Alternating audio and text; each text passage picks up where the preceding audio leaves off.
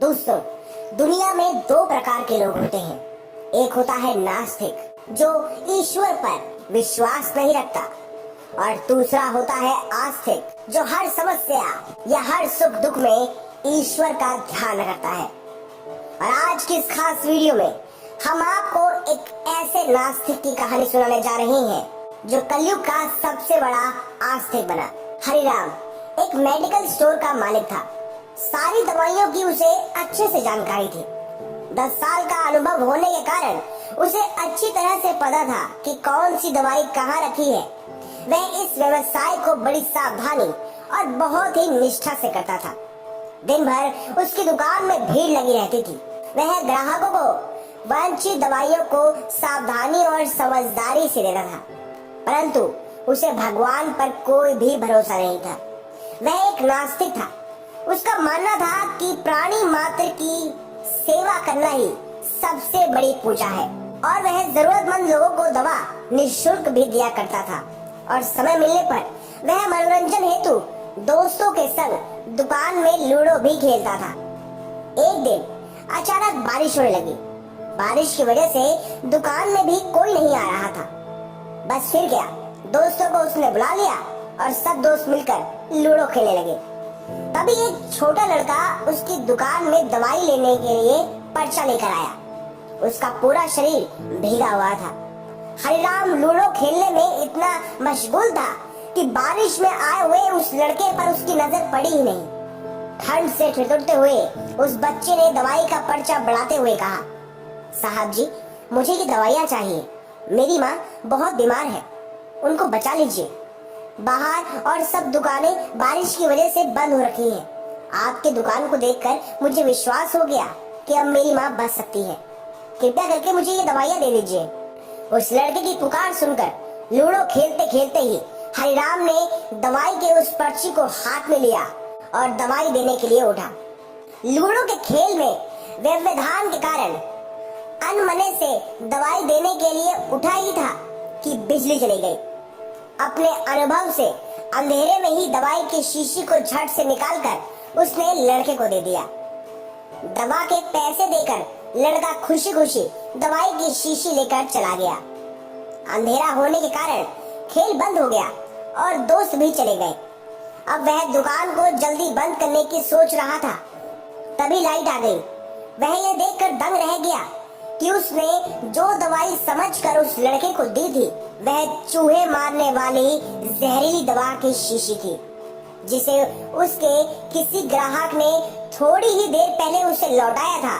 और लूडो खेलने की धुन में उसने वह अन्य दवाइयों के बीच में रख दी थी, यह सोचकर कि वह भी एक दवाई है और खेल समाप्त होने के बाद वह उसे अपनी जगह पर वापस रख देगा। अब उसका दिल जोर जोर से धड़कने लगा। उसकी 10 साल की विश्वसनीयता पर मानो जैसे ग्रहण लग गया। उस लड़के के बारे में वह सोचकर तड़पने लगा। यदि यह दवाई उसने अपनी बीमार माँ को पिला दी तो वह अवश्य ही मर जाएगी। लड़का भी छोटा होने के कारण उस दवाई को तो पढ़ना लिखना जानता ही नहीं है। एक पल में वह अपने लूडो खेलने के शौक को कोसने लगा और दुकान में खेलने के लिए अपने शौक को छोड़ने का निश्चय कर लिया। पर यह बात तो बाद में देखी जाएगी। अब उसे उस गलत दवाई को सही करना था और अपनी गलती को भी सही करना था। उस लड़की का पता ठिकाना तो वह जानता ही नहीं था। कैसे उस बीमार माँ को अब वह बचाएगा। वह सोचने लगा कि कितना विश्वास था उस लड़के की आंखों में। हरिराम को कुछ भी सूझ नहीं रहा था। घर जाने की उसकी इच्छा अब ठंडी पड़ गई। दुविधा और बेचैनी से उसने खुद को घेर लिया। घबराहट में वह इधर उधर देखने लगा। पहली बार श्रद्धा से उसकी दृष्टि दीवार के उस कोने में पड़ी जहां उसके पिता ने जिद करके श्री बाके बिहारी का छोटा सा चित्र दुकान के उद्घाटन के वक्त लगा दिया था। पिता से हुई बहस में एक दिन उन्होंने हरिराम से श्री बाके बिहारी को कम से कम एक शक्ति के रूप मानने और पूजने की विनती की थी। उन्होंने कहा था कि भगवान की भक्ति में बड़ी शक्ति होती है, वह हर जगह व्याप्त है और श्री बाके बिहारी जी में हर बिगड़े काम को ठीक करने की शक्ति है। हरिराम को यह सारी बातें याद आने लगी। उसने कई बार अपने पिता को भगवान की तस्वीर के सामने हाथ जोड़कर आंखें बंद करके कुछ बोलते हुए देखा था। उसने भी आज पहली बार दुकान के कोने में रखी उस धूल भरी श्री बाके बिहार श्री कृष्ण की तस्वीर को देखा और आंखें बंद कर दोनों हाथ जोड़कर वहीं खड़ा हो गया। थोड़ी देर बाद वह छोटा लड़का फिर दुकान में आया। हरिराम बहुत अधीर हो उठा। क्या बच्चे ने माँ को दवा समझकर यह जहर पिला दिया? इसकी माँ मर तो नहीं गई? यही सारे सवाल हरिराम के मस्तिष्क में घूम रहे थे। हरिराम का रोम रोम कांप उठा। पसीने पोंछते हुए उसने संयम होकर धीरे से कहा, क्या बात है बेटा, अब तुम्हें क्या चाहिए? लड़के की आंखों से पानी छिलकने लगा। उसने रुकते रुकते कहा, बाबूजी, बाबूजी, माँ को बचाने के लिए मैं दवाई की शीशी लिए भागे जा रहा था। घर के निकट पहुँच भी गया था।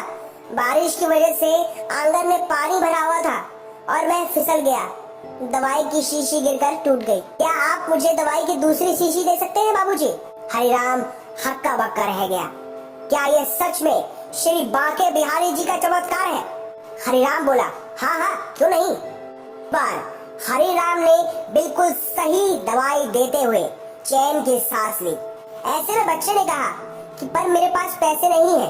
हरिराम ने मुस्कुराते हुए उस बच्चे को वह दवाई फ्री में दी और कहा, कोई बात नहीं, तुम यह दवाई ले जाओ और अपनी माँ को बचाओ। जाओ, जल्दी करो। और हाँ, अब की बार जरा संभल के जाना। अब की बार शीशी टूटी तो मैं दोबारा नहीं दूंगा। बच्चा भी हंसी खुशी वापस जाने लगा, लेकिन वह रुका और पीछे तेजी से भागकर हरिराम के पास आया और उसे गले लगा लिया। और जाते जाते वह एक बात बोल गया कि श्री बाके बिहारी जी आप पर कृपा बरसाए। यह सुनते ही हरिराम की आंखों से आंसुओं की बाढ़ सी आ गई। श्री बाके बिहारी को धन्यवाद देते हुए हाथों से उस धूल भरे तस्वीर को लेकर उसने अपनी छाती से लगा लिया और उसे पोंछने लगा और अपने माथे से लगाकर वह उन्हें नमस्कार करने लगा। अब उसने शांतिपूर्ण दुकान को बंद कर यह चमत्कार वाली घटना अपने परिवार को सुनानी चाहिए। जल्दी से दुकान बंद करके वह घर की तरफ रवाना हुआ। उसकी नास्तिकता की घोर अंधेरी रात अब एक नया उजाला लेकर आई थी। अब वह नास्तिक से एक बहुत बड़ा आस्तिक बन चुका था।